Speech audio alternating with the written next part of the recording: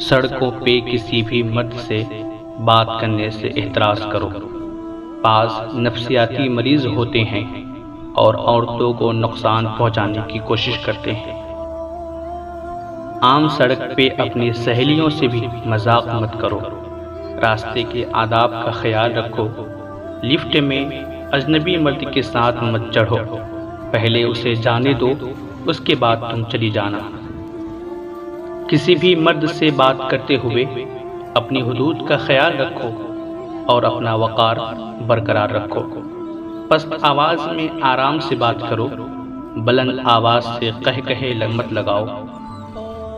اپنے چاچا زاد، خالہ زاد یا کسی بھی لڑکے سے، چاہے وہ کم عمر ہی ہو، ہاتھ ملا کر مصافحہ مت کرو۔ کسی شخص سے بات کرنی ہو تو درمیان میں کافی فاصلہ رکھ کے بات کرو۔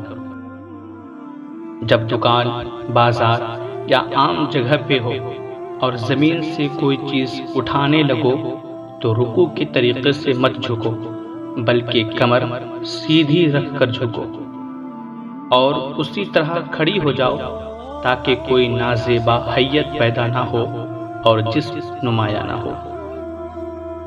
چھوٹی بیٹی کو اگر دکان پہ بھیجنا ہو تو چھوٹے، باریک یا چست لباس میں مت بھیجو اور اسے وہاں زیادہ ٹھہرنے یا دکاندار کے قریب ہونے سے منع کرو۔ میرے پیارے اسلامی بھائیوں اور بہنوں، آپ خود بھی ان باتوں پر عمل کریں اور اپنے پریوار کی عورتوں کو بھی یہ تمام باتیں سکھائیں۔